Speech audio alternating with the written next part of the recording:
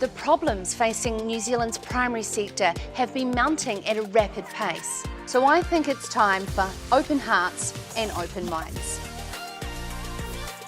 Welcome to Sarah's Country. This is your home to the matters that matter most to farming food and fibre in Aotearoa, New Zealand.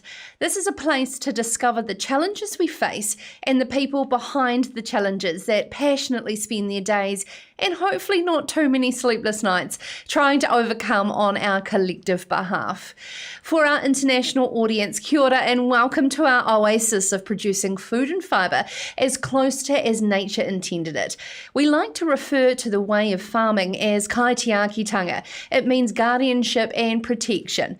It is a way of managing the environment based on the Māori worldview that a kaitiaki is a guardian. This can be a personal group that cares for an area such as a land, lake or forest. This is our ideology, and daily we seek to banter the how. We collectively see that is true from multiple different perspectives. I'm your host, Sarah Perriam, and Sarah's Country is a platform for which I see the perspective of our future through this lens, which changes daily, and as we learn and grow together, we hope to support each other with open hearts and open minds. And my viewpoint, or anyone's viewpoint shared in this program, is widely open to your challenging viewpoints, as I don't think there's a right or a wrong way to seek a future that can afford our small island nation both high living standards and high environmental standards collectively. So are we all in this challenge together? I hope so. Please feel free to comment live wherever you're watching, or if you are listening to Sarah's Country on demand, feel free to email me at any time, sarah@perriammedia.com. Now, Sarah's Country is made possible by the support of New Zealand's largest and most trusted source of rural journalism and market analysis.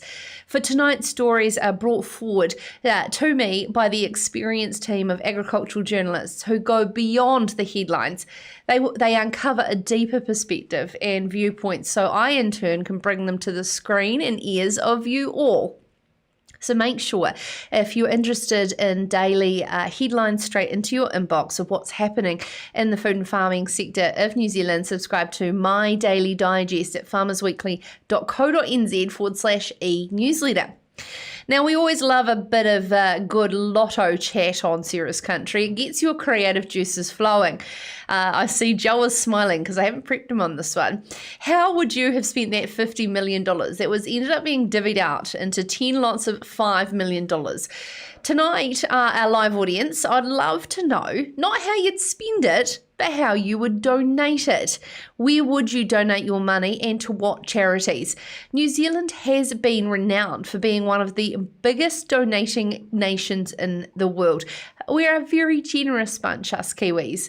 I want to prove it to our watchers and listeners around the world tonight that we are, so get amongst in the comment thread wherever you're watching live. All you have to do is just simply put the name of the charity, but if you'd like to add further of why, please do, and I can read out throughout the show. Who would you donate money to if you won lotto? It doesn't have to be the whole lot, just a portion. I have a lot to speak about in regards to that particular thing, but I'm just going to keep it brief. And one particular charity that I have donated to since I was 13 years old, it's Amnesty International. I actually did a writing competition that I won when I was a third former down at St Hilda's, and through the process I learned so much about the wrongs of humanity issues around the world and how very lucky we were here in New Zealand. There's lots of others to mention as well. You know, SPCA do a really good thing. But Joel, you are always, in my mind, a good model citizen. Of course, Joanne, your mother, will be watching. So answer well. $10 million, one charity. I mean, I'm just putting a challenge out there. I'd love to know. One charity? Oh, I don't know. I used to do a bit of volunteer work back home for a charity called the RSPB, and they're like a bird and wildlife charity. So it would probably be something in that vein. If it had to be a New Zealand one, though, I'd maybe Kia Conservation Trust. I quite like them, and I really love a Kia. So yeah, probably be that. I'm not that surprised. What about from a human perspective? I mean, I don't have any cows, so I'd probably give some money to meet the need. I can't donate a cow because I don't have one, but I'm sure they'd accept a wee bit of money. Yeah, absolutely. Meettheneed.org if you haven't heard about that yet. The incredible amount of fresh red meat protein that's going into our city missions, and it's so needed at this time. Check them out. Now, who do we have as our wonderful guests on tonight's show? After 7:20, we learn how dairy farmers can take up a $16,000 financial incentive to take on an apprenticeship, with the government's funding employers to take on board new staff and retrain them. Primary ITO CEO Nigel Philpott is going to join us to speak about not only that, but how we can increase the pathways from earlier at school age into the primary sector. And we're going to learn more about their initiative, affectionately named as PIPI. Over 14,000 hectares of farmland has been sold to foreign purchasers, confirmed by the Overseas Investment Office for forestry conversion in the past 12 months under the government's Special Forest Consent Program. We're going to chat to Communication Manager Don Carson after 7:30 in replacement of Chair Phil Taylor from the Forest Owners Association, who's going to explain the government's review into the screening of foreign forestry investors, and also a report out from PricewaterhouseCoopers that has said that the forestry sector is achieving more economic return from less acreage. To close the show, the final aerial winter grazing inspection has taken place last week by Environment Southland. And guess what? They were impressed. So well done, Southland. Vice President for Federated Farmers, Bernadette Hunt, is going to join us after 7:40. And I'd love to get her take as we all collectively wrap our heads around what does the National Policy Standards for Freshwater mean for you that are coming in early September. Still little detail on the ground. Now, first up in Sarah's country. After the break, she first started with the Southern Girl Finishing School. Then Contiki buses started flocking into the Real Country Farm shows weekly. Laura Douglas will join us straight after the break from near Queenstown to explain how she not only pivoted her tourism business due to COVID-19 lockdown, but she has been inspired to launch a female-only farm training course. Coming up, after the brand new on-farm story from Global HQ released this week from the inspiring Neeson family and their sheer warmth blankets. I'm excited to watch this. This is a favourite of my miniature schnauzer Dolly. She loves these blankets. All this up next, and we'll be talking to Laura shortly after the break. This is Sarah's Country. I didn't know how hard a farmer works. I didn't understand the extents a farmer will go to keep their stock safe. All farmers do it. I'm just a sheep beef farmer, I'm just a dairy farmer. But the most amazing business people I have met are farmers. They are incredible. You need a plumber, you need an electrician, you've got a farmer, they'll do it all. It's just looking after animals on a large scale. Anyone can be. I'm Tim. And I'm Monique, and we're sheep and beef farming with our family in Kurima.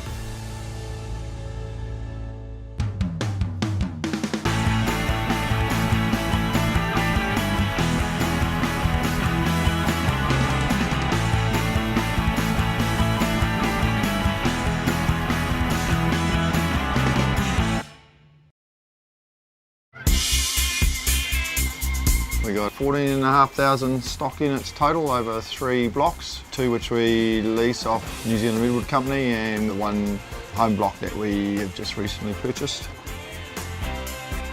There's plenty of bush around, plenty of wildlife. We've got the Wanganui River, the Ahua River. So yeah, there's heaps around that keeps us entertained and occupied on and off the job. Been here since I was 18 months old, and Monique's been here 14 years. 10 to 14 years. We've got the shed full of wool. We brought the stock off Tim's parents 3 years ago. We've been leasing the property for 3 years, and then we took the plunge into buying it, which was exciting. It's our home, and we've secured it for our kids, and that was the main goal. Who's got land bottles for me? What's blood mean? We've got 3 kids. They are not scared of getting dirty. They'll go run around in the mud.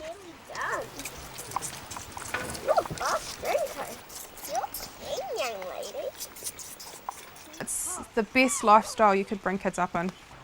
Yeah, there's nowhere else better out there.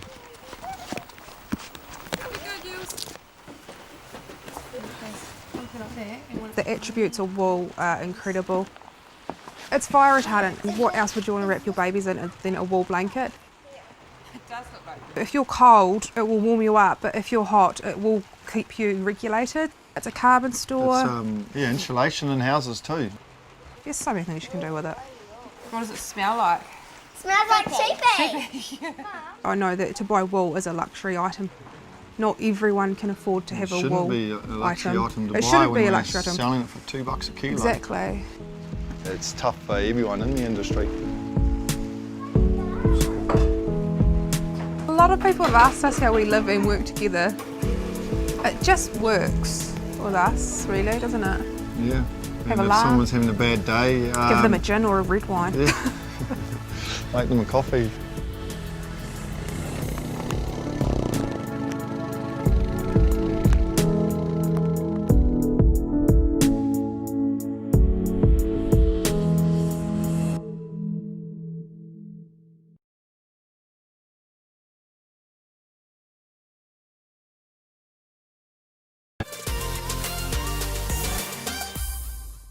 Thank you so much to the good people at Beef and Lamb for bringing us that great on-farm story.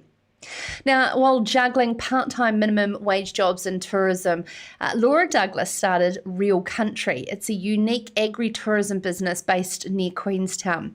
Fast forward to the recent summer of 2019, and Laura has grown Real Country to the point where she could employ full-time staff members. Tourist bus contractors were coming to watch Real Country farm shows every week, and then COVID-19 level 4 hit. Following Annette Scott's story in this week's Farmers Weekly, as our newsmaker joining us now is Laura Douglas. Good evening, Laura.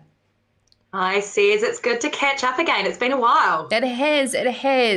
And of course, following your journey for such a long time with Real Country, for our audience that isn't familiar, can you give us some background on how unique the concept was for your agritourism business pre-lockdown in March?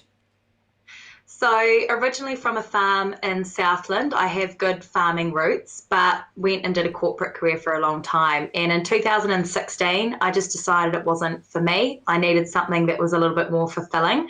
So as you said, quit everything, came down south, and I started taking people to a mai to teach them how to shoot guns and crack whips. So probably not the world's most best brilliant business idea, but it was a start of something pretty cool to come. And as you said, the Contiki buses started coming through in 2017, where I would do a very unique farm show, and it was nicknamed the best farm experience ever. My take on showing people what real farming in Southland is like, including testing an electric fence with a blade of grass. So all of that was going great guns. Loved delighting visitors with my amazing animals, and just giving them a bit of real authentic farming experience. And then COVID hit a couple of months ago, and things have changed since then. Yeah, absolutely. And you absolutely nailed it on the head. Real and authentic was 100% what Real Country was. Just jumping back before that, the Southern Girl Finishing School, where did that idea come from? I actually pulled out the mind map that I did in the beginning, and this was before Real Country. My idea for a business was going to be female-only workshops to help them build confidence. And the finishing school name came from, I think most people will know, finishing schools traditionally is where mums would send their daughters to learn how to be proper ladies. It was just that my definition of a proper lady is one that's practical, capable, and confident. So that's what I wanted my finishing schools to be. So this was an original idea, but I didn't actually start doing it until 2019. Honestly, I didn't think there would be the uptake for it. I genuinely didn't believe young girls would want to come along and learn how to change tyres and shoot guns and strain up fences. So once I launched it, it was very tentative. but I've done over 15 workshops with 10 girls each at each workshop now, and I'm just blown away by the transformation one day can achieve with these young girls, and it's spurred me on. I absolutely love doing them. So what type of girls and the backgrounds when they come to the finishing school? So they come from all over New Zealand. I have young girls flying down from the North Island to do these one-day workshops, and more often than not, their mothers will phone me in advance and ask if they can stay with me and if I can pick them up from the airport, and I have done that several times. They are not just from the country. There are a lot of girls that are growing up on farms, and for whatever reason, maybe it's a dairy farm, maybe they've got older brothers, they're still not getting the chance to have a go at these hands-on activities. But there are also a lot of girls from both town and country that lack confidence, that are very shy, like myself in high school, are being bullied, and they really are just looking for an opportunity to come out. None of the girls know each other. It's a completely foreign environment for everybody. And we put them into teams, and together we go through all of the activities. And I've never had a girl walk away with anything less than a massive ear-to-ear grin on their face. And seeing that, and then hearing the stories from the parents afterwards, when their young girl goes home, and the transformation that, you know, I'm able to achieve in a day with these girls is just insanely so rewarding. Yeah. So Laura, let's talk about that resilience and transformation that you personally had to overcome and work out a way through lockdown when you had so many things going for your tourism business and so much on offer, and then to be crushed overnight with lockdown level 4. It was a really hard time. I'd just come off a big high at the Wanaka show, taking all my fur babies there and getting to interact. It was just an incredible couple of days. And then one day later, getting the first phone call from the head of Contiki cancelling all tours, which is a big chunk of my income. And then in subsequent days, getting all the cancellations for the corporate bookings. I also do a lot of team building, corporate retreats, as well as hens and stag do's. And one by one, over the course of 3 or 4 days, my 6-month earning went from pretty good to 0. And at the same time, I still have to cover all of my business costs, the rent, the animal expenses, everything still has to be paid. And I was devastated, not just for the income loss, but I felt like I had failed. I felt like I'd put everything on the line and sacrificed financial, social life, everything to get this business going, and it was wiped out overnight. And you will remember the phone call we had. I was blubbering and I was in a pretty bad mental state. It didn't last long, but for 4 or 5 days, I didn't want to talk to anybody. I couldn't be pulled up from the pretty crappy space I was in. And the phone conversation we had, in conjunction with speaking with my dad, helped me shift my perspective. And when you are in a really terrible place like that, it's all about, if you can't find your own perspective, and I couldn't, I needed you and Dad to show me a different perspective. It was his saying, long term, in 10 years' time, you're going to look back, this is going to be a blip in your balance sheet. We've had worse farming seasons than what you're going through. And then you talking to me about the windmill analogy and making me realise that I may need to change the direction that I fulfill my passion and my purpose, but my whole foundation is still there. And now the wind has blown me in a slightly different direction, but I'm still living my passion and my purpose. And I'm honestly so grateful for you helping me pull through, and just, I needed that perspective. I was in a pretty crappy space. And then after that, pull your socks up and you get on with it. You're going to make me blubber shortly. This interview was not meant to be about that. It's actually about how you have pivoted. And I tell you what, from the depth of my heart, I'm so incredibly proud of you, to launch a female-only practical farm training course in Northern Southland. Tell us about the concept.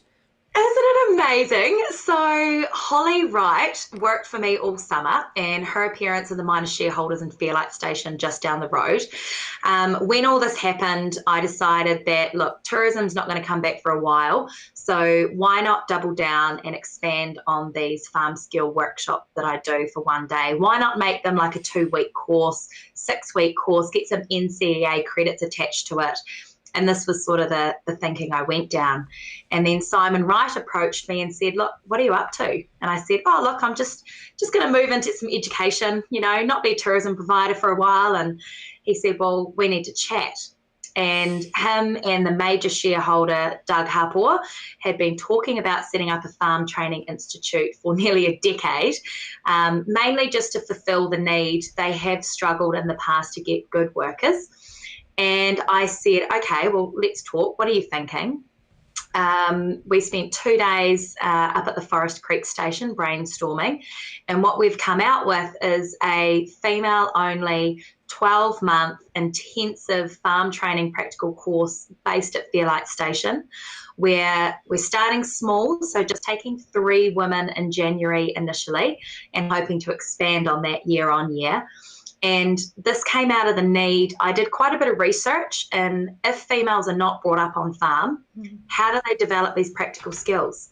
Who's going to give them a chance? What training on farm practical colleges are out there? And there are some amazing colleges, Smedley, Coleridge Downs, there's a lot, but they're all very male dominated and they're all focused on school leavers. So as a 17, 18-year-old girl going into an environment on farm remotely with 6 or 7 other 17, 18-year-old guys, it's not always the easiest environment to learn these practical skills. So 12 months with us on Fairlight Station, they're not just going to learn what they need practically to run every type of farm. There's a health and wellness program built in to help them build resilience and deal with their own tough periods, help create their own work-life balance, which I've struggled with in the past. And I want them to be role models in our rural industry. So any age, if someone's listening that may themselves or know somebody that could be interested in this, how do they get in touch? So I'm frantically behind the scenes writing the information pack and the website at the moment. So the Fairlight Foundation on Instagram and Facebook is where you need to follow. That's where all the up-to-date information is. And we are looking for women that have got a couple of years life experience under their belt. So over the age of 21, they don't need any qualifications. They don't need any on-farm experience. What I'm looking for is a really good attitude to get involved in the community, work hard as a team, and aspire to be a role model themselves to influence others. Ah, Laura, you're an inspiration. So we are talking about donating to a charity, and I know that you've stated a foundation. Put that over to the side. If there's one other charity that you would choose to donate your lotto winnings to, what is the sort of thing that ticks your boat? Anything that is helping young people get into exploring different career paths. I would love, and I'm so passionate, I just, thanks to COVID, had a secondary school speaking series cancelled. I was going around all the Southland schools. I think young people need more exposure to the career paths that are out there, like into farming. Particularly if you're not born on a farm, you don't understand how many opportunities there are. And I'm not sure if there's a foundation out there that does that, but if there wasn't, I'd use my winnings to bloody create one. Thank you so much, Laura Douglas, with the new Fairlight Foundation, of course, the founder of Real Country and the Southern Girls Finishing School based down near Kingston, near Queenstown. What an inspiring story. Now, of course, keeping on that theme, after the break, we're going to be joined by CEO for Primary ITO, Nigel Philpott, in the dairy apprenticeship scheme and how dairy farmers are being incentivised by the government to take on apprentices. But that's not all. We'll learn more about his collaborative industry approach called Pippy. All that up next on Sarah's Country. This is Sarah's Country.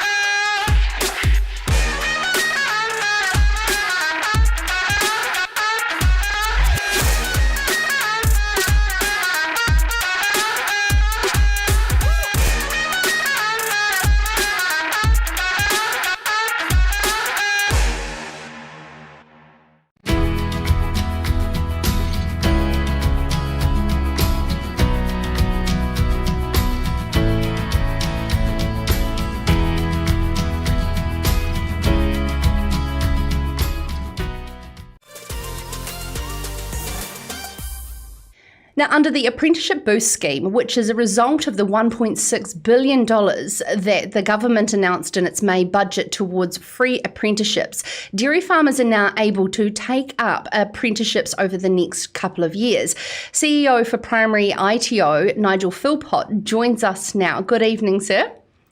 Kia ora, Sarah. How are you? Good. Last time we spoke on Sarah's Country, you were extremely excited about the announcement of significant funds that have been, sought after for quite some time. And the idea of apprenticeships is quite new to the dairy industry, but of course not in other industries. Can you elaborate around how the scheme will work? Well, it's getting real now, Sarah. We did talk about it last time, and we said there's lots of money coming, and and now it's hit. The minister made the announcement actually a couple of months ago now, and TEC have been working through the rules of how it's all going to work, and we're sort of finally getting to the sort of the agreed programs. So basically, we knew that across the primary sector, as I told you last time, we were going to have pretty much everything covered, and that's proving the case. So all the courses that we've offered in the past. We've had to charge, whether it's the levy body have paid or whether the individuals have paid, that's now effectively going to be free trade training. So I want to put a slight caveat on that.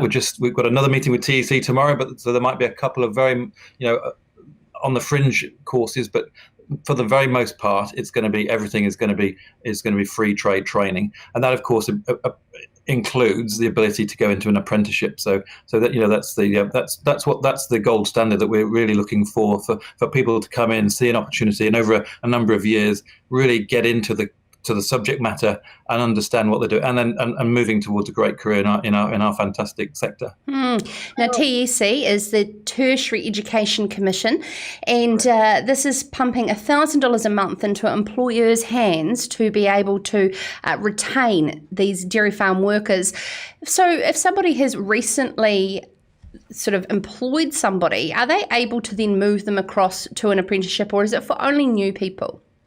No. So people that have been up on an apprenticeship already and have been paying for it actually we'll be working with them to get a refund actually. So that's some good news in the system. So and again, we're just working with TEC on the actual rules for that. So it's some quite complex policy here from the government and from TEC, which they're just having to get their heads around. But for people in apprenticeships, there'll be potentially some refunds coming. So, the scheme was designed to keep people in employment and apprenticeships, but also, of course, importantly, to encourage new people into apprenticeships. So yes, offering up to $16,000 to employers over a couple of years, $1,000 for the first year, a month, which is is a great incentive to get people into training. But of course, what we don't want it to become is just an employment incentive.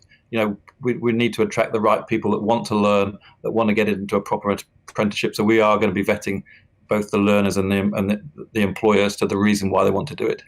Nigel, we can throw as much money at this problem as the government is prepared to give over. We spoke to Jane Muir, people leader for Dairy NZ last week on Sarah's Country. And of course, this is all ahead of Damien O'Connor's stand up at Taratahi as training, reopening the training facility. What sort of uptake are you seeing? Because I'm getting reports that the turnout is not as flash as first anticipated. Yeah, look, I was there with Damien at Taratahi, and I think it's very exciting, but it is going to take a little bit of time. Traditionally, Kiwis have not wanted to work in our sector, so it's something that we've really got to get across to people that there is a great opportunity. There is potentially free housing. There's you're earning while you learn. There's a huge amount of things that people don't understand, and so we've got to get that across. And of course, it is hard work, but it's very rewarding work, and we've also working with the likes of Dairy NZ and others to think about best employment practice. So we're trying to learn across the sector. So we're sharing good ideas about what makes a good employer and how do we attract people into the sector. So yep, absolutely, the uptake was a little slow, but actually we expected that. But actually, what I can tell you is that in July last year, we had 160 apprentices sign up in 2019, and this year we had 318. So that's 100% increase from last year. So that's great. That's great news. And the other good thing about that is actually more of a Maori participation. So that's gone up from 12.5% to 17% this year. So I'm really pleased to see that. That's a real area of effort that we've put in work into. As we see $1.6 billion across apprenticeships from the government, it's not just dairy farming though, is it? No, not at all. It's across the sector. So it could be apiculture, lots in horticulture, agriculture across beef and lamb. So there's opportunities, and seafood. They're looking at apprenticeships as well. So we want apprenticeships to become like it is in the building industry. As we talked last time, if you want to be a sparky, the route. There's a standard route for everybody. We want parents to understand that route so that they can encourage people thinking about leaving school. Don't have to go to university. Actually, you can get straight into employment, and there's opportunity to get the apprenticeship, to get the qualifications, and there's literally nothing to stop people getting into employment and getting a degree eventually. I want the new world of vocational education to get people PhDs eventually, if that's what they really want to get. Absolutely. So it's more to do with the pathway and knowing what that pathway is. What is Primary ITO doing in that space from a young age moving forward? Yeah, we've been listening to employers, and it's really clear that the pathway hasn't been well understood, as I say, and so we've come up with a scheme called PIPI, which is Pathways into Primary Industries, and people are now calling it PIPI because it's nice and easy to talk about. And there's some great stuff going on out there from the levy bodies. You've talked about Dairy NZ, what they're doing, and and others. These taster courses that they're getting people into things, and lots of different bits of the sector are doing little individual things. But what we want to do is pull the whole thing together. So the pathway is really understood, whether it's from schooling into trades academy into an apprenticeship, or whether it's a second career, or whether it's people unemployed through COVID. So those people coming out of hospitality into our sector, they can do online pre-taster courses. They can get a taste of what it's going to be like, and then they can do some more formal online courses which prepare them for work in our sector. And one of the great things I love about PIPI is that this thing we call a passport for work. So that's going to pull together informal training, formal training, experience. So it's going to give the learner a passport which shows employers, this is my experience, and I'm worthy of employment in your sector. So that's really exciting, and we're going to have a badging system. Horticulture in New Zealand have been doing some great work, and Apples and Pears in thinking about what badges they want in their sector. So what we want to do is sort of bring all these badges and informal training together, so that it goes onto a passport that's one system that's understood by the whole of the primary sector. If you were an employer watching or listening to this right now, Nigel, what would your advice be on things that they should be looking out for, not only for those they currently have employed that could have further training, but those applying for jobs, and encouraging the best practice around this training? Yeah, well, I mean, I think you hit the nail on the head earlier. You talk about money. You can't just throw money at everything. Actually, it's time, and training and education is a lot of time and a lot of commitment. So you've really got to do it for the right reasons. But the money is certainly going to help. We know that the funding issue was a barrier to entry. So last year before this free trade training, we put a scholarship forward, and we found that as a result of that scholarship, we got 609 extra people applying for it because we were paying for the training. So we know it was a barrier. So we know that this the free trade training and the apprenticeship boost is going to bring people in, but we just want people to understand that they've got to do it for the right reasons. So we talk about collaboration a lot in this industry, and the collaboration on our capability shortages is certainly something that we could be putting, PR and comms spend directly into. Ministry for Primary Industries Opportunity Grows Here campaigners everywhere. Is that pathway of interest all connected, so somebody who may see a new interest are able to see the opportunities quite easily? Yeah, look, it's not there yet, Sarah, but what I've seen in the last year is absolutely collaboration is now front and centre of our sector. It's great. I think there used to be quite a lot of competition, and the sectors weren't necessarily working together.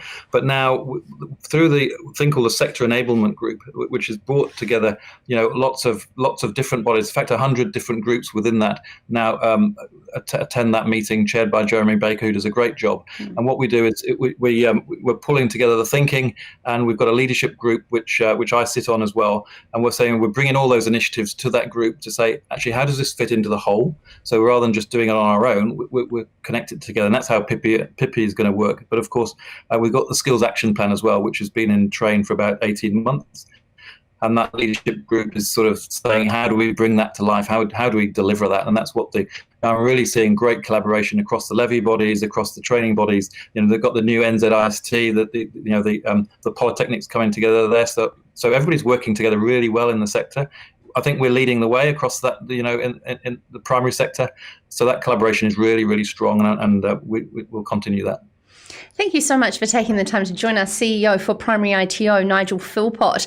Great to hear, actually, about the collaboration, finally, because if you ask any industry leader across any of the industry bodies, capability at the moment is dire. Everybody is crying out for staff, and it will take some time, but it sounds like the wheels are in motion. Now, coming up after the break, 14,000 hectares of farmland has been confirmed sold in the last 12 months through the Overseas Investment Commission to forestry conversion. We're going to be joined by Phil Taylor, the chair of Forest Owners Association, on his thoughts about government's changes to the review around this foreign investment. All that coming up after the break on Sarah's Country. This is Sarah's Country. Really pleased we got into this. Thanks for your help, Dave. It's a good idea, honey. You reckon it'll come out? Cover it in talcum powder, leave it 10 minutes, you'll be fine. Good call, Dave. Good call on getting those security cameras, Dave. You call a new one yet? Yeah, kind of. When you've got decisions to make, we'll be there to help you make the right call. I'd go for those ones, Bob. Yeah, good call. Did you choose these? Oh, you know. For great advice and insurance, talk to FMG. Thank you so much for your comments live throughout. I'm not seeing many wanting to celebrate what charities they would donate their lotto winnings to. Simply, if you'd like to share, who is your favourite charity that you would donate your lotto winnings to? Michael has said that farming is an incredible gateway for young people. Think about where they can go after learning the basics. Two very inspiring interviews in a row there from Laura Douglas and Nigel Philpott on what is happening in this space. Paul Harris has said Primary ITO has had a hugely challenging year delivering existing courses. What are they doing to get these back on track? I'll put that, of course, to Nigel, who joined me earlier today in that pre-recorded interview, Paul. Now, Overseas Investment Office data from July 1st, 2019 through to June 30th this year has highlighted a flurry of overseas sales with 8,298 hectares of that farmland being planted in trees. 14,000 hectares represents 16 farms purchased for forestry conversion alone. Alongside the 16 farm purchases, there was 20 existing forestry block purchases made over the same period to foreign buyers, amounting to nearly 48,000 hectares of land. Richard Rennie's great investigation into this piece has led us to be joined now by Communications Manager for Forestry Owners Association in replace of Phil Taylor, who had to catch a plane, but Don always does a great job. Don, appreciate you joining us. Thank you so much. Are you surprised by the amount of land sales? It was bantied around previously by James Shaw and, of course, Andrew Morrison from Beef and Lamb around the end figures, but specifically to foreigners for forestry conversion? Yeah, those figures obviously need a little bit of interpretation. We're talking about, as you say, some forest owners selling to other forest owners, and they're both foreign. But the conversion to farmland averaged about 1,000 hectares a month for last year, and it's eased back quite a bit this year. I don't know whether it's COVID or some other factor. But the real factor that you have to also calculate in, and you get a slightly different figure, and that is some of the foreign investment companies have a large New Zealand shareholding, and they go through the OIO process as well. So you've got Dryland Carbon, which used to be a overseas owned station near Wairoa. It's now been bought by a 60% New Zealand owned consortium, such as Air New Zealand and some of the energy companies. So you reduce those actual figures to get a percentage of the actual foreign ownership. But in the total, I wouldn't say that it's a takeover at all, because if you put those together, in the past 18 months or so, you get about 0.01% of New Zealand farmland being invested in forests with overseas owners. It's a very small percentage. So why is there a 0.1%, government right. special forest consent program with the OIO if it's so low? Because that is a process that anybody who wants to substantially invest in any part of the New Zealand economy, whether it's vineyards or trade meat or whatever, they have to go through this overseas investment process. And they started out with the benefit to New Zealand test. So you got to prove that somebody in New Zealand couldn't do what you were going to do. So there's a benefit. And then the fast tracking process for the forest industry, just simply to cut through some of the more ridiculous red tape, such as that you would do an application and you had to prove good character for one application, and then you'd get another application from the same company that had to go through the whole same process. So it's really a streamlining. And if you actually have a look at the total overseas investment in New Zealand, it's running at about between $4 and $5 billion a year worth. So it's a pretty big investment from overseas. Forestry is only a really small part of that, and it includes the dairy industry too. So, Don, if it wasn't so much of an issue, why has Labour, this government, have been encouraging forestry investment since pledged in the first 6 months, if they were re-elected, would curtail conversion of productive land into forestry? They must now be concerned. Well, that's a bit of a different issue there, Sarah, because the idea there was not so much to restrict foreign investment in New Zealand farmland, but to restrict any forestry company investing in New Zealand farmland. And they've said, in competition with the National Party, that they want to restrict forest planting, what they term blanket forest farming. So an approval needs under the resource consent process for anything above 50 hectares on land capability classes up to 5. Now, I think that, and I'm sure that many in the farming sector would think that that is an intrusion on somebody's right to do whatever they want with their land. If they want to run sheep on it, if they want to plant trees on it, surely that is their entitlement. And both National and Labor they want to restrict that, which most landowners, I mean, if somebody's retiring off their property, they want as many bidders for that property as they can get, and especially if they're not making a dollar out of it and their hips got dodgy. Yeah, they want good bidders. Yeah, certainly, Don, but it's not a level playing field, let's be honest, when forestry has been heavily subsidised in the way that has been put forward by this government compared to other land uses. Well, it depends on which subsidy you are talking about, and I presume you are talking about the carbon credits. Now, some will see that as a carbon subsidy. Others will see that as the government having a policy, and it's been well worked through to some extent, because nobody really knows until the Climate Change Commission comes out with some numbers in about May next year as to how much forestry we need. But we certainly need a lot more forestry than we have to sequester the carbon that is going to be necessary to reach the zero carbon target. And that's all the political parties have signed on to that. The major political parties have signed on to that. Now, the alternative is, and that's the long-term solution, that everybody agrees. I mean, Andrew Morrison and I totally agree on this. You've got to get your fossil fuel emissions down. In the meantime, the sugar solution is the easy one, plant more trees. But there is no other option for the next few years. How many it's going to be, 10, 20, I don't know, nor does anybody else. So it has to happen. Reduce versing offsetting is a great way to curtail that very much and not being able to encourage that. Now let's cross over to this PricewaterhouseCoopers report that has come out saying that despite forestry $7.9 billion a year earnings being only 2/3 of sheep and beef farming's annual earnings, the forestry sector is achieving that with a fifth of the $1.7 million hectares. So is that effectively saying that you can produce more in forestry for least amount of land? That's what it's saying, Sarah, and that was a report that PricewaterhouseCoopers, as a reputable agency, it was commissioned by MPI. MPI had it in May. I knew it was there, so I asked them for it, and now we have it.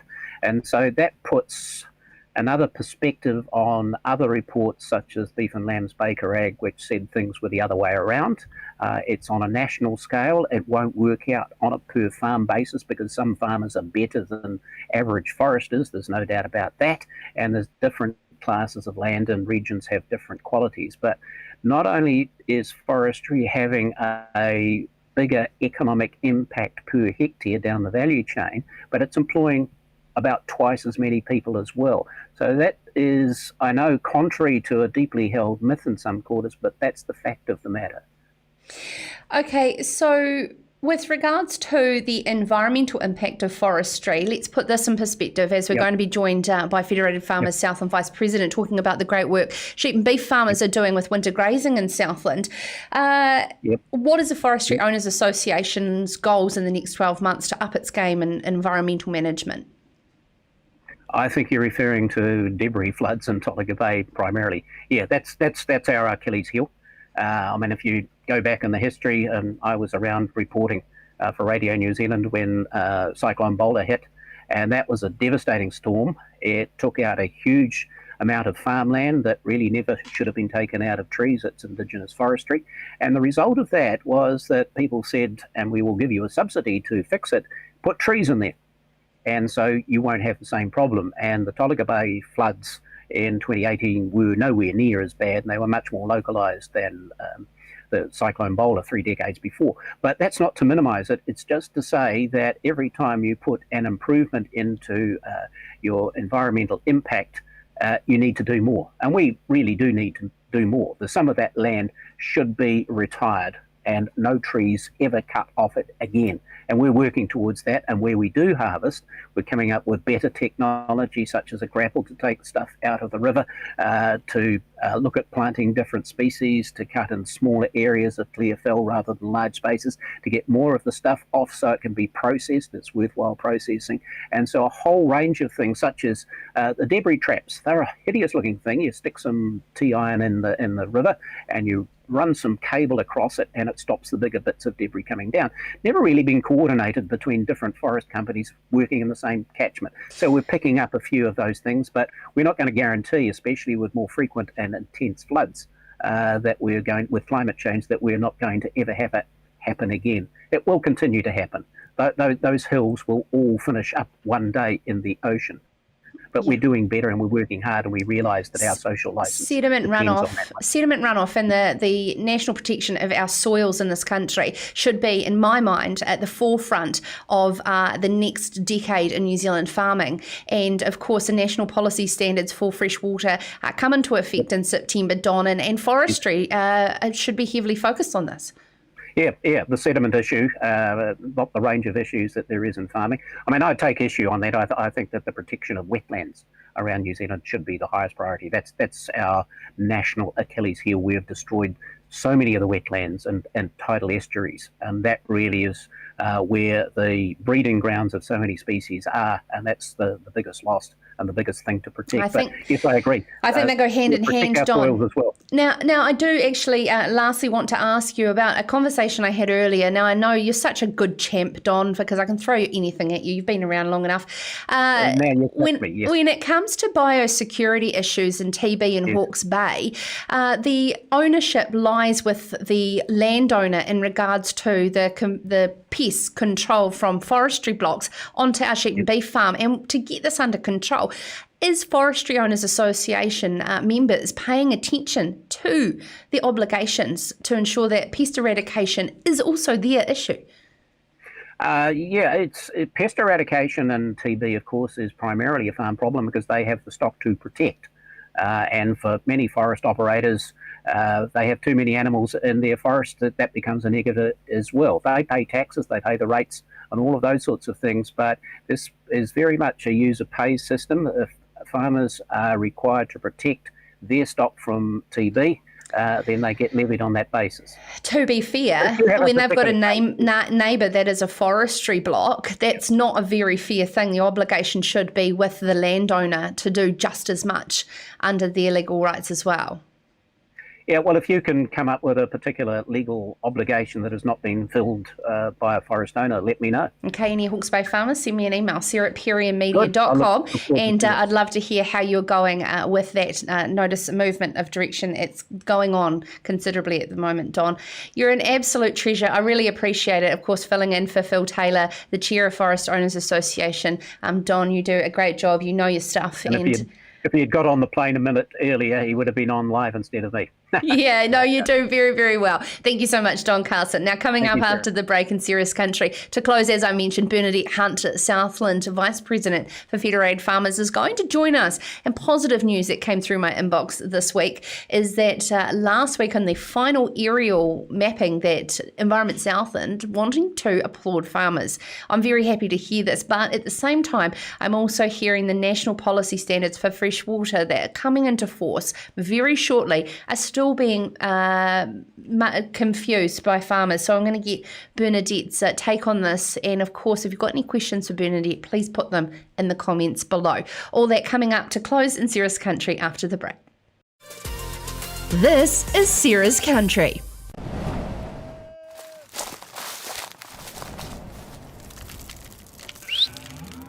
Growing a better world takes courage. It takes foresight and vision. It's about dreaming big, then being brave enough to follow that dream through. To create a world where food is plentiful, soils are healthy, and rivers run crystal clear. A world where we grow more with less, where livestock is tended to with care. Energy is friend, not foe, and waste is a valuable resource. This is the world you're already shaping through imagination, innovation, and determination.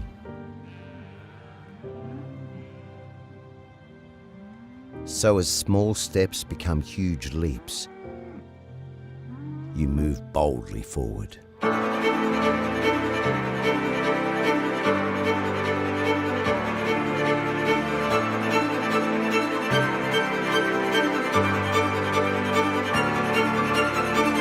And Rabobank is there beside you to help grow a better world together.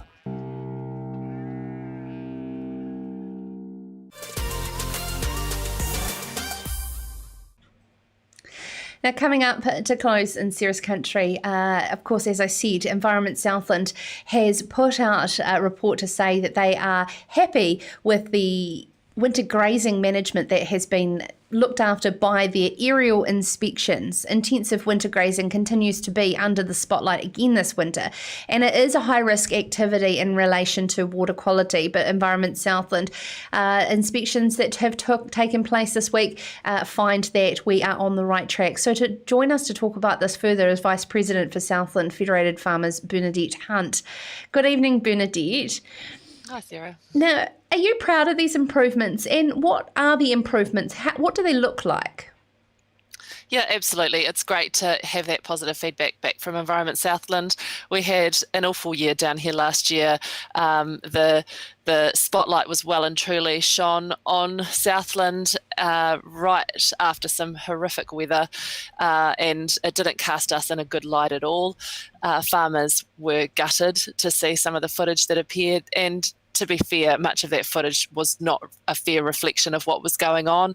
But irrespective of that, farmers haven't just kind of passed it off and said we don't have to do anything. They've lifted their game another step and really made an effort to ensure that the stuff that's going on their farm through the winter period is meeting the required standards. And I actually think they've gone a step further than that in terms of trying to help people understand what intensive winter grazing is about, why we do it, and making every effort to make sure that it's cast in the best light possible. Has it got anything to do with just a warmer, milder winter? Absolutely, there's a bit of that. Last year we had an extremely wet winter, and that carried on right into the spring. This winter has been very kind. Having said that, there have been some pretty wet spells in parts of the province, and if people want to go looking for a bad photo, they absolutely will. So, and people driving around the countryside, will find things that they don't like the look of if they want to. So yes, definitely the weather has helped us out this year, but farmers absolutely have picked up some of the messaging that's come through, picked up the lift in standards that's been expected, and really risen to that challenge. And what are some of those winter grazing practices that people are putting into place that you're most proud of? And, critical source areas are one that's been pumped quite heavily in advertising. But any sort of different styles of break fencing that is improving the management of it, or even how intensive the grazing has been down to levels? Yeah, there's a few things. Definitely the critical source areas have been a big focus, so keeping the stock out of those places that get particularly wet in the bad weather. We've seen a lot more back fencing this year, particularly fencing off areas that have got wet and keeping the stock from going back to them. Another thing that we've seen a lot of is water troughs a lot closer to where the stock are grazing, so they're not having to traipse back through large parts of the paddock to get to water, which means they don't have to go back through those wetter areas. The break fences can keep them out of it. Lots of different things. Sometimes smaller mob sizes as well. We've seen places where farmers have split a grazing paddock in half to reduce the size of the mobs and reduce the competition.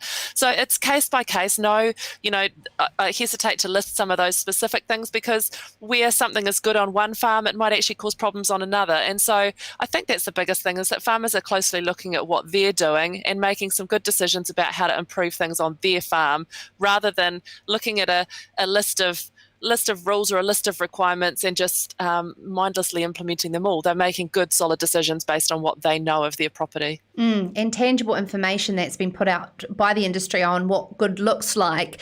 Now, talking about that, let's move to the national policy standards for fresh water that come into force in September. We spoke to Kate Scott from LandPro last week, and of course I would love to get what is the most frequently asked questions that's your phone is ringing hot on. Oh gosh, it depends whether it's coming from a farmer or from somebody else in the community, because that's the interesting thing. Farmers have been waiting for this. They were heavily involved in the consultation process. They have been watching out for it and were expecting it.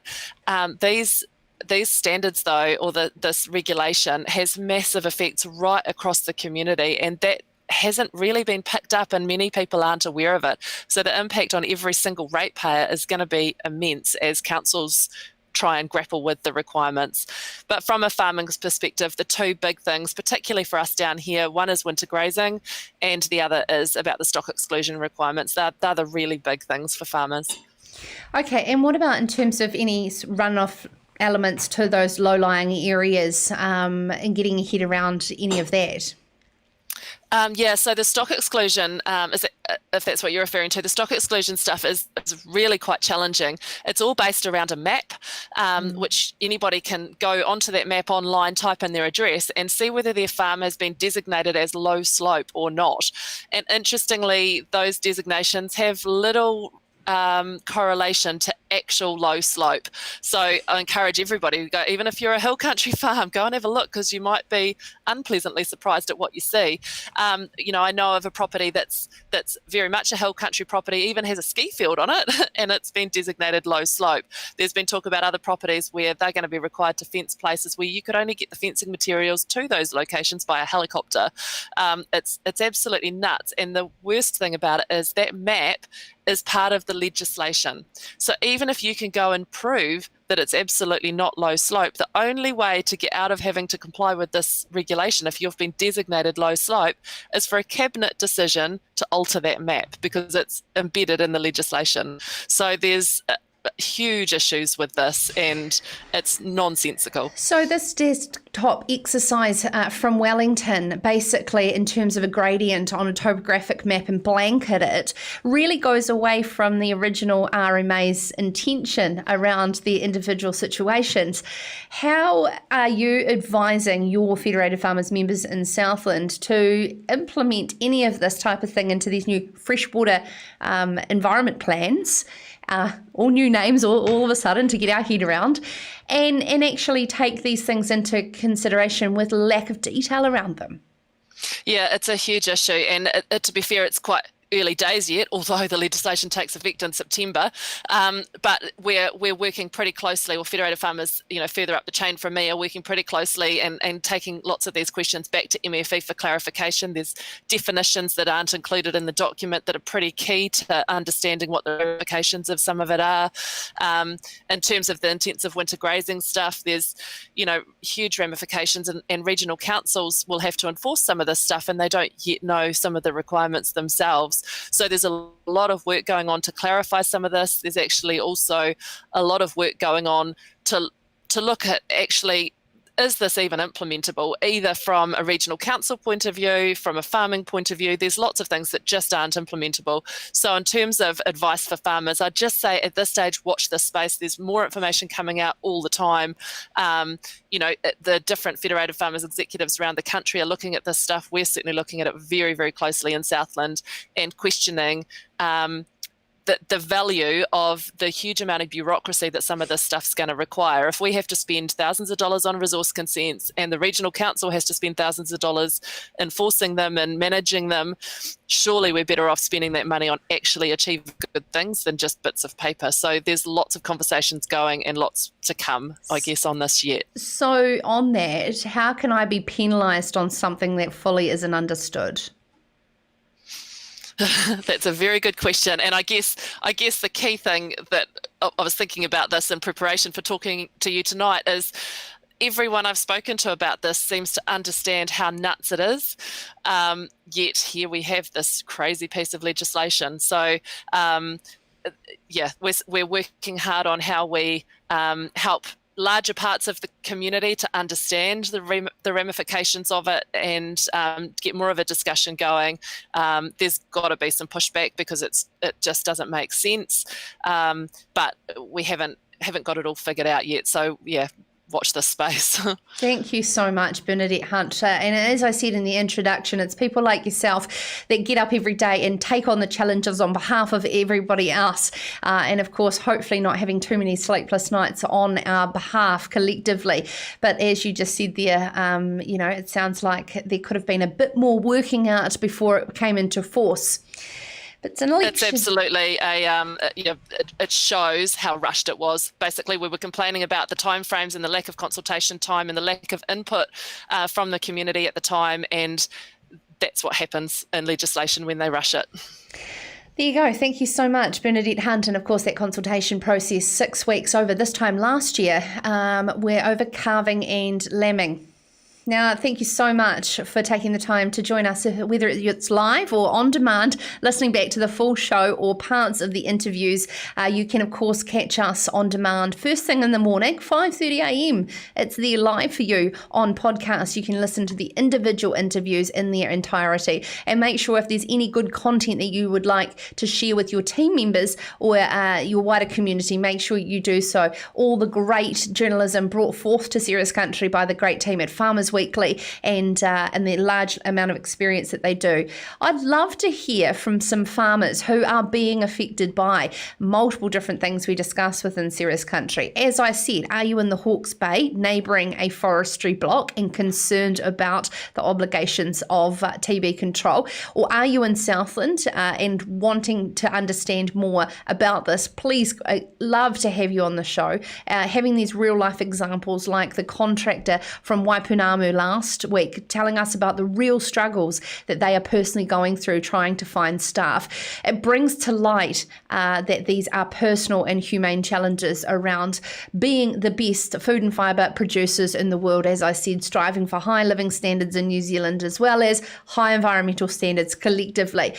We do all have this together, but we have to have robust discussions and open hearts and open minds. And we choose to do this Monday through Wednesday from 7 p.m. live across the web in 15 different locations. And of course, on demand, farmersweekly.co.nz. Wherever you are, good night, go well, and we'll see you again tomorrow night. This is Ceres